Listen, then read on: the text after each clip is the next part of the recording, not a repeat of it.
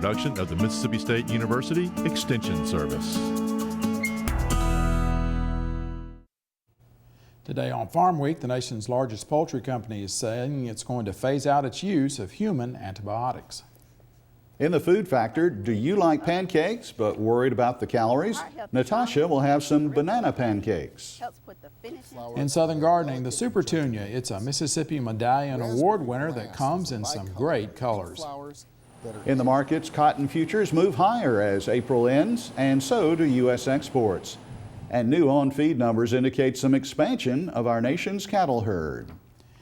In the feature segment, Norman Borlaug is known as the father of the Green Revolution and the winner of the Nobel Peace Prize. He's now been honored with a statue in the U.S. Capitol. I want to flatter the good characteristics of Norman Borlaug. Obviously, I want him to be heroic because he was heroic, and he is heroic to all the people that he helped. But at the same time, you have to have that human side in the face, in the pose, to make them feel like they could walk off that pedestal.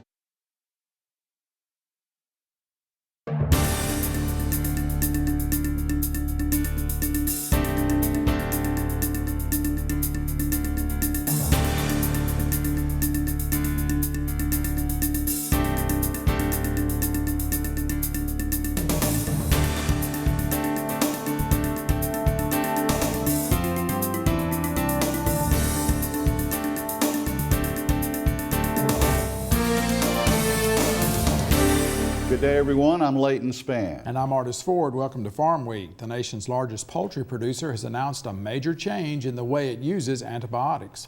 Artist Tyson Foods is estimated to grow 22% of the poultry in the United States. It announced this week it will stop the use of antibiotics that are also used in humans. It will accomplish this in just over 2 years by September 2017. The deadline is more aggressive than other poultry producers' antibiotic cessation plans. It's brought on by the fact several large restaurant chains are requiring their suppliers to sell them poultry raised without antibiotics. During the next 2 years, McDonald's plans to stop buying chicken produced with human antibiotics. McDonald's is a major Tyson customer. Last year, Chick-fil-A gave its poultry suppliers 5 years to go antibiotic-free. Earlier this month, Pilgrim's Pride, the second largest U.S. poultry producer, announced it would cut all antibiotics from a quarter of its chicken by 2019. Reuters reports Purdue Farm says it already raises 95% of its chicken without antibiotics approved for human use. Half of all its chickens are raised with no antibiotics at all. Well, let's check on the Mississippi Weekly Crop Report from the Mississippi Ag Statistics Service in Jackson. This reflects conditions as of Sunday, April 26. As we look at topsoil moisture, it is getting better. Surplus now in 47% of the state, adequate 51%, short 2%.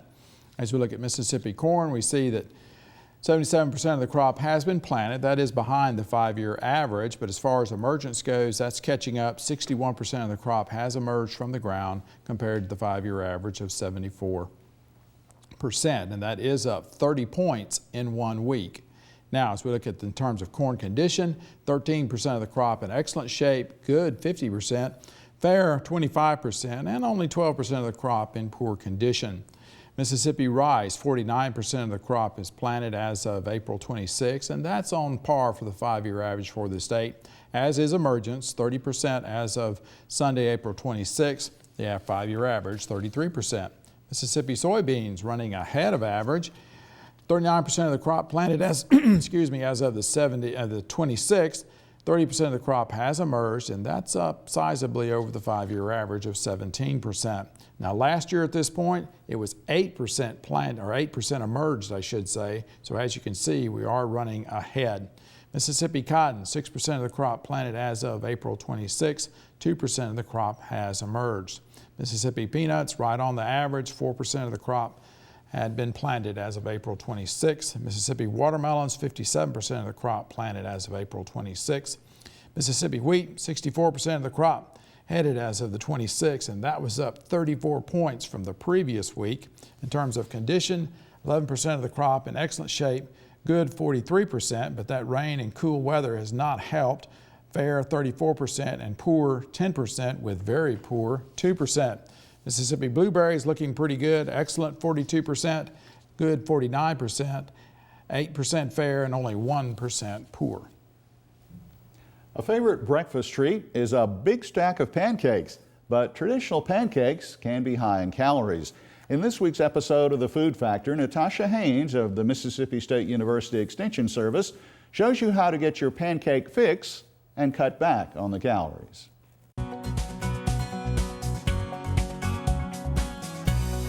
Are pancakes your guilty pleasure with their sweet puddle of syrupy, sugary goodness? Whew. Natasha, we're still rolling. Pancakes are a great treat, but they can pack on a stack of calories. So let's give them a food factor makeover. Take a break from traditional high-calorie pancakes and try these banana oatmeal flapjacks instead. By using finely ground old-fashioned oats, this recipe provides a healthy, whole-grain alternative to bleached flour. Added sugars are replaced with the natural sweetness of bananas, honey, vanilla, and applesauce. Blended together with eggs, this mix can be cooked in a skillet or a hot plate, just like you would any other pancake batter. Heart-healthy almonds and a drizzle of honey helps put the finishing touches on a delicious and nutritious breakfast. Be sure to check our Pinterest page at Mississippi State University Extension Service for additional ingredients and recipes. If you're bananas for pancakes like I am, don't stop there. Try adding your favorite fruit while following the same recipe. It's time to make healthy food a factor in your life. Medical News Today reports Americans consume more bananas than apples and oranges combined. Well, visiting the garden center can be confusing with so many great-looking plants and colorful flowers. Well, in this week's Southern Gardening segment, Extension horticulturist Dr. Gary Bachman shows us why Supertunias are his choice for color and garden performance.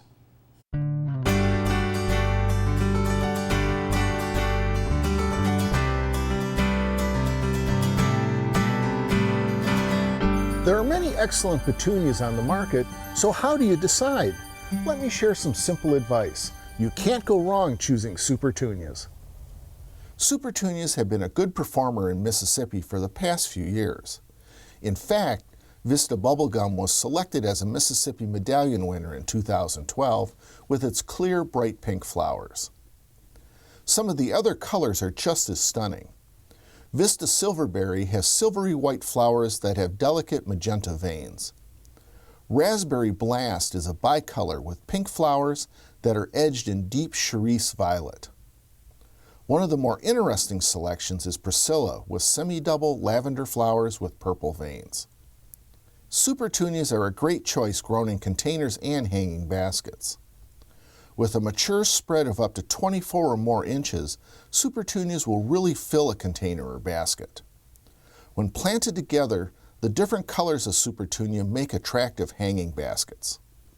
Supertunias also work well in combination containers. Salmon-colored Bermuda Beach Supertunia, variegated ivy, and light green Sweet Caroline sweet potato vine make a dynamic combination. With their abundant flowering, Supertunias have been bred and selected to be self-cleaning. This means no deadheading and no sticky hands. Supertunias are heavy feeders and respond well to weekly treatments with water-soluble fertilizers.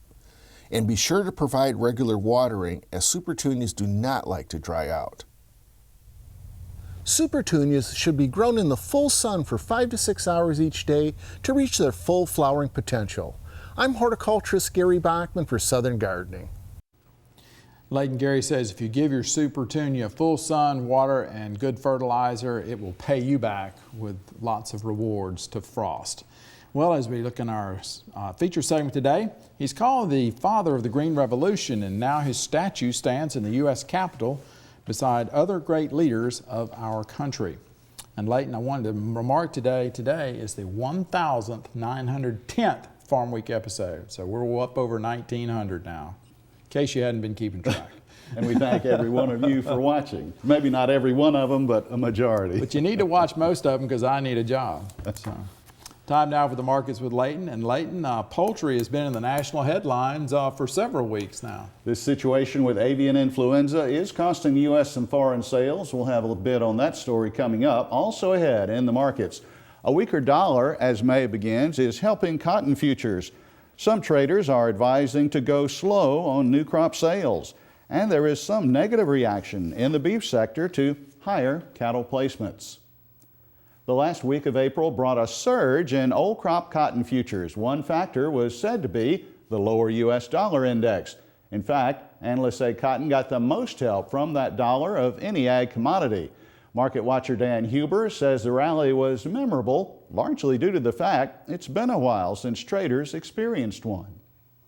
You know, the cotton market really for 6 months now has been trying to develop a base, has tried a couple different times to rally. I believe that is the biggest single-day rally in over a year. So it's a good sign that we changed the pattern. Not that we're going to get carried away. I think in my morning comments I said if we can follow through next week, there's a possibility of maybe at least getting July cotton back towards 68, 68 and a half, maybe an extreme of 71. Still not great numbers, I guess, for what it costs to produce cotton, but I mean a long ways from the low 60s and the high 50s we just came out of. Corn prices have come under renewed pressure as the calendar turns from April to May. Analyst Darryl Good says the low prices appear to reflect an expectation for continued weak demand and yet another year of ample supplies.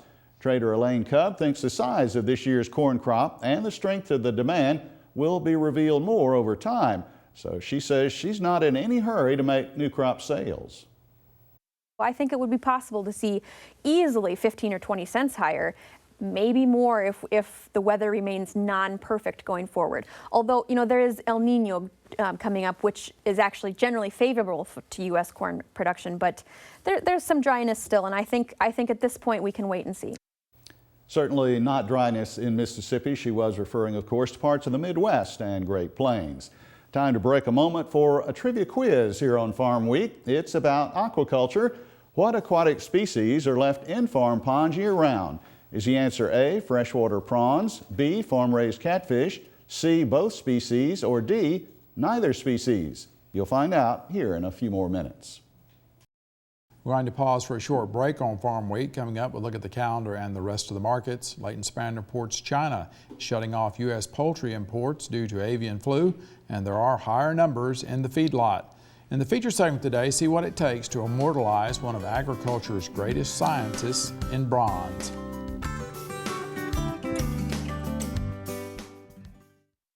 Hey, do you see something cool? Sure.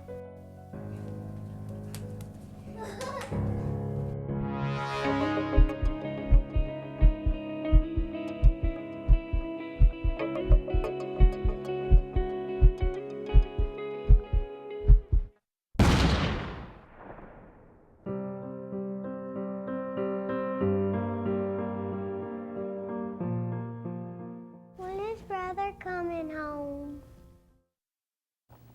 Before we get back to the markets, let's look at the Farm Week calendar. The North Mississippi Small Ruminant Field Day takes place Tuesday, May 12th at Thaxton. The location is the Thaxton Community House. Hours are 9 a.m. to 3 p.m. There is no registration fee and lunch will be served. This is designed for beginners and more experienced sheep producers. Mississippi State University specialists will cover animal management and forage management. The Natural Resources Conservation Service will cover possible cost share assistance that might be available. After lunch, participants will visit 2 sheep operations, one with sheep working facilities and the other a new startup. An alfalfa management field day takes place Friday, May 15th. The location is the South Farm at Mississippi State University in Starkville.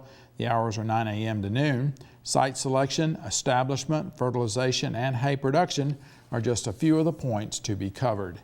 Go to our Farm Week website at farmweek.msucares.com for information on these and other events. Now check out this week's Farm Week Snapshot.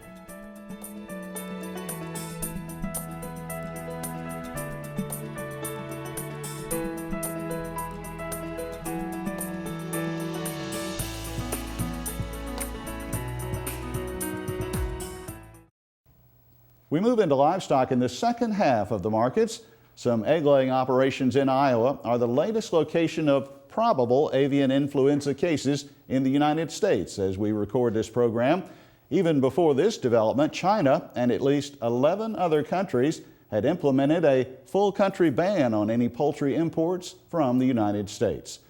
On Monday of this past week, Agriculture Secretary Tom Vilsack requested that China reconsider its complete ban, saying the action is not based on science. Vilsack says China is planning to send a team to the U.S. this summer to examine our biosecurity measures in the poultry industry here. Higher numbers than expected in the latest cattle on feed report brought some negative reaction in the markets the final week of April. I talked to Extension Ag economist Brian Williams. So Brian, there were some changes in the latest monthly cattle on feed report.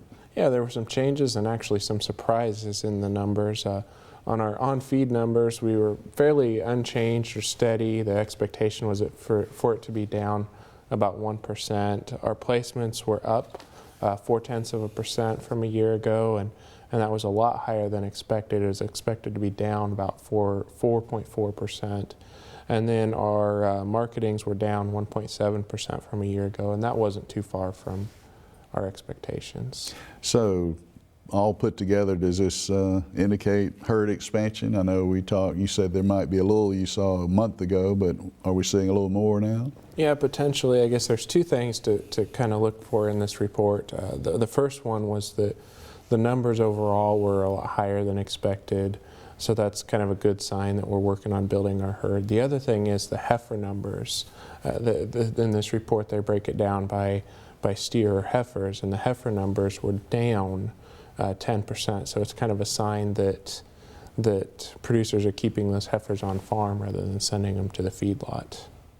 So really, of all the numbers, really it was only the marketing's figure that was kind of in line with the pre-report guesses on this report. Yeah, it was only about 0.2% off. The thing to remember about the marketing, so is it's probably the number we know with the most certainty because we can look back to previous reports and see the weights of cattle going in and those sorts of things to get a more accurate guess on that one. Well, as we record this, hadn't been a lot of time for market reaction, but what are you seeing so far as the trend here looking at the numbers? Well, overall the report is bearish, and we've seen that reflected. I was glancing at the futures this morning, and really across the board they're down on both live cattle and feeder cattle futures for most of our month's contracts are all down right now. And there's been some concern in the headlines in the market area about beef demand. Any final comments on that? Well, that's something that we've been seeing and talking about for quite a while now. With beef prices being so high, there's concerns that consumers are going to want to shy away from it in favor of poultry or pork. But there is some good news right now. First of all, we're kind of entering the summer grilling season, so that should help demand. But there's also the avian influenza that might steer a few consumers towards beef as well. With Russia remaining closed to most U.S. beef and pork products, officials are now looking to other markets in that region of the world to help expand U.S. meat exports. John Brook of the U.S. Meat Export Federation says the main push is going to be in the Ukraine, Georgia, and Uzbekistan. The promotion, he says, will target the hotel and restaurant sector in those countries. Well, we conclude with the trivia quiz. We wrap things up with the answer, and the correct choice is B this week. Farm-raised catfish are left in farm ponds year-round. Any discussion on feeding a growing world wouldn't be complete without including the work of Dr. Norman Borlaug. Borlaug is believed to have saved more than 1 billion lives in developing countries in the 1950s and 1960s. He's known as the father of the Green Revolution for his development of high-yielding, drought and disease-resistant wheat. Borlaug won the Nobel Peace Prize in 1970. He passed away in 1999. A bronze statue of Borlaug was placed last year in the U.S. Capitol in Washington, D.C. Market to Market's Paul Yeager shows us how the statue was designed and built. I grew up on the land, on a small farm in northeast Iowa. This farm was composed of only 50 acres, only half of which was cultivated land. Life was not always easy. To honor the man credited with saving more lives than anyone who has ever lived, a statue was commissioned to be placed in the U.S. Capitol. A Midwestern artist began work on the project in 2013, and the piece arrived in Washington last March. But the journey from conception to completion, like the work of Norman Borlaug, required a passion for excellence and painstaking attention to detail. I want to flatter the good characteristics of Norman Borlaug. Obviously, I want him to be heroic because he was heroic, and he is heroic to all the people that he helped. But at the same time, you have to have that human side in the face, in the pose, to make them feel like they could walk off that pedestal. For me anyway, that's my style. That's what captures me in art when I view other artists' work. Like if it looks like it could just step out of that painting or step off of that pedestal, or it pulls me into it, then it feels like they're alive, they're real, and I can relate.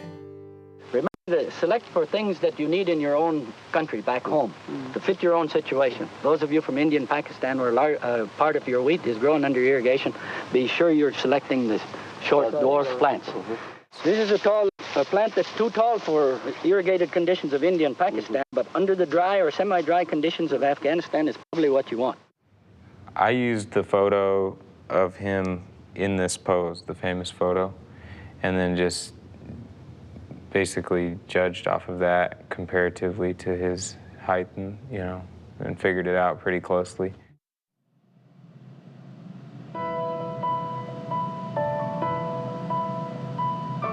This whole bronze process, which took about 4 months now, 3 or 4 months. And so in that process, like I said, goes through all these steps and all these hands and artisans that are experts in their field. And then when they finish out the piece and you get it exactly how you want it, then it has to be taken to the site and based as well. So it's a lot of process involved. And I think most people don't realize what goes into just creating one single statue. I had a mold maker come up from Loveland, Dan Oaks, and made the molds right in my shop. Then we loaded up the molds, crated them up, and shipped the crates to the foundry here in Berkeley, where they poured the waxes and chased the waxes and then sent them through the lost wax casting process, ceramic shell and burning out the wax and then refilling those ceramic shells with molten bronze, and then cracking off the ceramic shell and then having the bronze finished piece welded together, chased, and then of course at the stage we're at now with the patina, the coloration. And so each step takes experts in that field, and so the foundry has workers that work just in that area, and they're particularly skilled in that area, and they'll manage that little portion of the process, and at the end you have a great bronze piece, hopefully. I think it is important for us to periodically modernize the message of Statuary Hall. There was no single person dedicated to agriculture in all of those statues. Now there will be. Looking at it, it's just so fulfilling to see him in here in Statuary Hall, in his place where he should be. I mean, it's just amazing.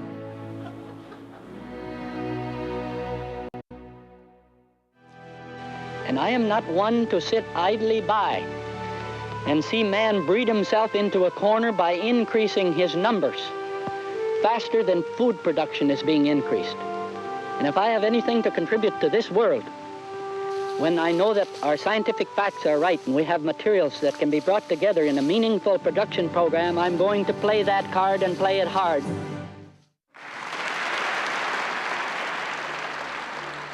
But I think if Norm were here today, he would want someone else to be acknowledged as well. Because Norm didn't do this by himself. As great as he was, as visionary as he was, he needed partners. And those partners were the farmers of the United States and of other countries. His work was at the forefront of a 50-year period that has been described as the single greatest period of food production and hunger reduction in all of human history. Not bad for a farm boy from Cresco, Iowa. Now his legacy and pioneering work will be on display to educate and inspire millions of people who come here to visit the United States Capitol.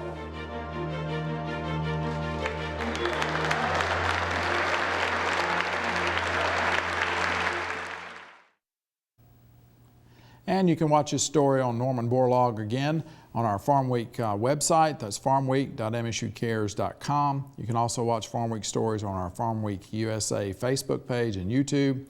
We'll have a link to the Market to Market site so you can see the original story as well as read the script. We're also available at twitter.com/farmweek.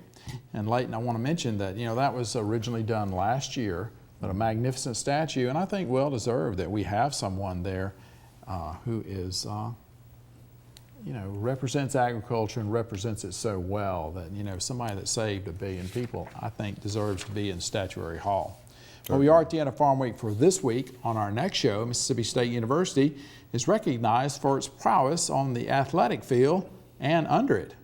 MSU is one of the top places in the nation for turfgrass science. There's more to growing turfgrass, though, than simply turning on the sprinkler or cranking up the lawnmower. Also next week, the MSU College of Veterinary Medicine celebrated its 30th open house this spring. In the Food Factor, Natasha says try a Mediterranean diet to improve your health and your weight. In Southern Gardening, put together a shady hanging basket for your mother. For the rest of the Farm Week crew, I'm Artis Ford. And I'm Leighton Spann. Thanks for watching. We'll see you next week.